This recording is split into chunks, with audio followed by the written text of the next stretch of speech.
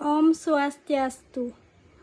Terima kasih atas waktu yang sudah diberikan kepada kelompok kami. Kami dari kelompok 5 akan mempresentasikan materi tentang laporan keuangan.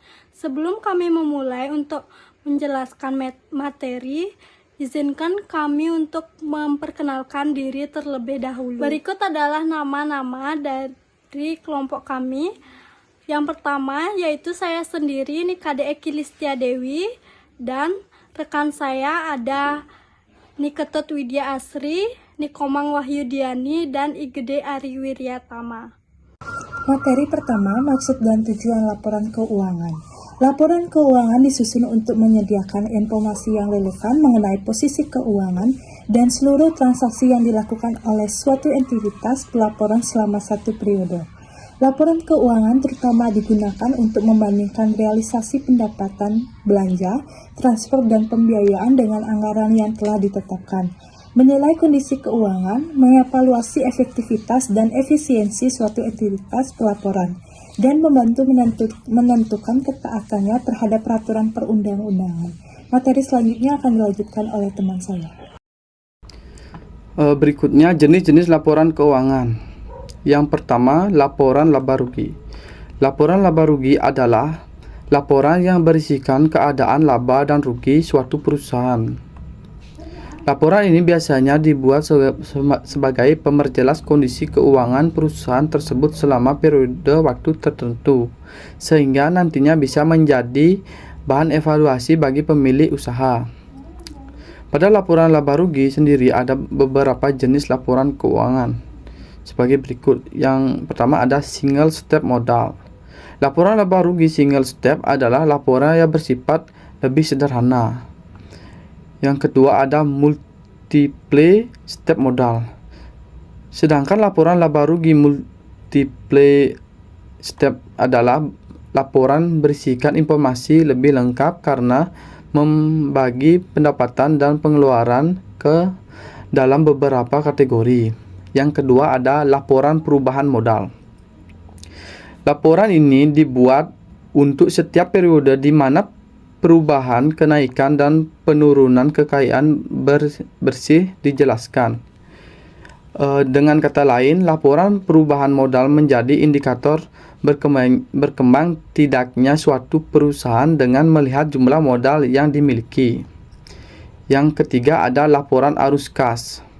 Jenis laporan keuangan yang satu ini dapat membantu memahami pergerakan arus uang perusahaan. Selain itu juga laporan arus kas juga dapat digunakan sebagai indikator prediksi kas pada beberapa periode mendatang. Laporan arus kas terbagi menjadi 3 jenis, yaitu sebagai berikut. Yang pertama, operasional. Operasional adalah jenis laporan keuangan yang berkaitan dengan pengeluaran operasional perusahaan seperti penjualan produk atau jasa, pembayaran pajak, pendapatan dan bunganya, pembayaran sewa, gaji atau upah para karyawan perusahaan. Yang kedua ada pembiayaan. Pembiayaan adalah jenis laporan keuangan berkaitan dengan penambahan modal perusahaan. Yang ketiga ada investasi. Aktivitas investasi adalah jenis laporan keuangan yang berhubungan dengan penjualan atau pembelian aktiva tetap. Yang keempat, laporan neraca. Laporan keuangan ini disusun berbentuk neraca guna mengetahui posisi dan informasi keuangan, di mana di dalamnya memuat laporan lengkap serta informasi mengenai permodalan, aktiva, dan pasiva perusahaan. Aktiva adalah sumber dana perusahaan yang bernilai ekonomi dan terdaftar secara hukum. Kewajiban. Kewajiban adalah utang yang harus dibayar oleh perusahaan kepada pihak lain. Yang ketiga, ekuitas adalah jumlah kekayaan yang dimiliki oleh perusahaan. Yang kelima, catatan atas laporan keuangan CAL. CAL merupakan jenis laporan keuangan yang digunakan oleh perusahaan berskala besar atau go public. Selanjutnya, bentuk laporan keuangan. Berikut contoh bentuk laporan keuangan. laporan laba rugi. PT Dagang Bersih, laporan laba rugi. Desember 2020, pendapatan penjualan bersih 800 juta, retur penjualan 40 juta, diskon penjualan 20 juta, pendapatan penjualan bersih 740 juta. Harga pokok penjualan. Persediaan awal 15 juta, pembelian 300 juta, beban bangkrut 10 juta. Barang sedia dijual 325 juta. Persediaan akhir 25 juta. Harga pokok penjualan 300 juta. Laba operasi 440 juta. Beban operasi, beban penjualan, gaji penjualan 5 juta, beban iklan 5 juta, lanjutan beban penjualan 5 juta. Beban administrasi umum, gaji karyawan 10 juta, beban asuransi 1 juta, beban penyusutan 4 juta, beban piutang 2 juta, beban umum lain 3 juta. Total beban administrasi 35 juta. Laba operasional 450 juta. Materi selanjutnya akan dijelaskan oleh teman saya. Pihak-pihak yang berkepentingan dengan keuangan bank. Tujuan dari laporan keuangan adalah untuk menyediakan informasi yang menyangkut posisi keuangan suatu perusahaan. Informasi tersebut bermanfaat bagi sejumlah besar pemakai dari mengambil keputusan ekonomi. Laporan keuangan mempunyai arti yang sangat penting bagi pihak yang membutuhkan atau berkepentingan. Pihak-pihak yang membutuhkan antara lain para pemilik perusahaan atau pemegang saham, manajer perusahaan yang bersangkutan, banker, kreditor, investor, pemerintah. Mereka yang menggunakan laporan keuangan untuk memenuhi beberapa kebutuhan informasi yang berbeda. Beberapa kebutuhan ini adalah meliputi sebagai berikut. Pertama, para pemilik perusahaan. Para pemilik perusahaan akan berkepentingan terhadap laporan keuangan perusahaan untuk dapat menilai sukses atau tidaknya manajer yang diberi kepercayaan orang pemegang saham mengendalikan atau memimpin perusahaannya. Yang kedua, manajer perusahaan yang bersangkutan. Laporan keuangan bagi manajer berguna untuk yang pertama, mengukur biaya dan hasil pendapatan yang telah dicapai periode yang lalu. Yang kedua, menilai mengukur efisiensi dari tiap-tiap bagian yang ada dalam perusahaan.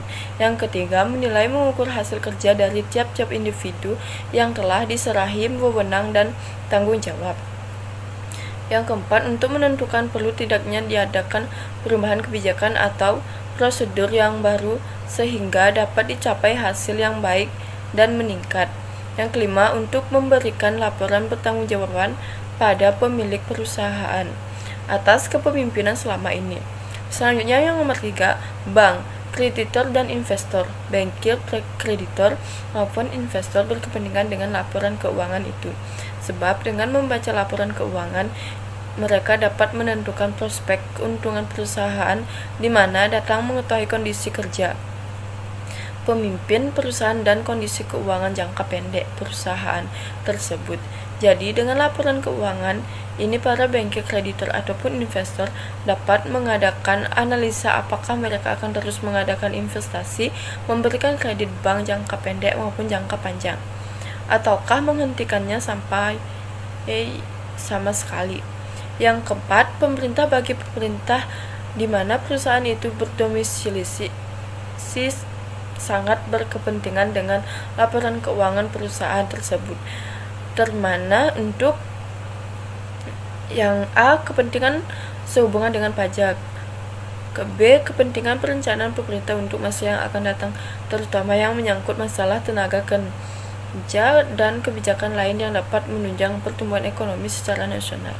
Kesimpulannya yaitu laporan keuangan mempunyai tujuan untuk memberikan informasi tentang posisi keuangan kinerja dan arus kas perusahaan yang bermanfaat bagi sebagian besar kalangan pengguna laporan dalam rangka membuat keputusan-keputusan ekonomi, serta menunjukkan pertanggungjawaban atau stewardship manajemen atas penggunaan sumber-sumber daya yang dipercayakan kepada mereka.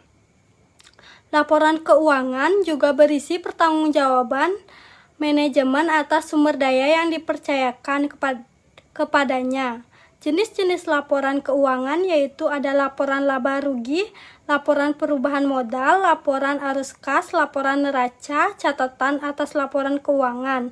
Pihak yang berkepentingan dalam keuangan bank meliputi para pemilik perusahaan, manajer perusahaan, bank, kreditor, dan investor, dan juga pemerintah.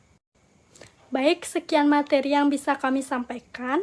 Kami memohon maaf apabila ada kesalahan kata dan materi yang kurang. Kami ucapkan terima kasih atas perhatiannya. Om Santi Santi Santi Om.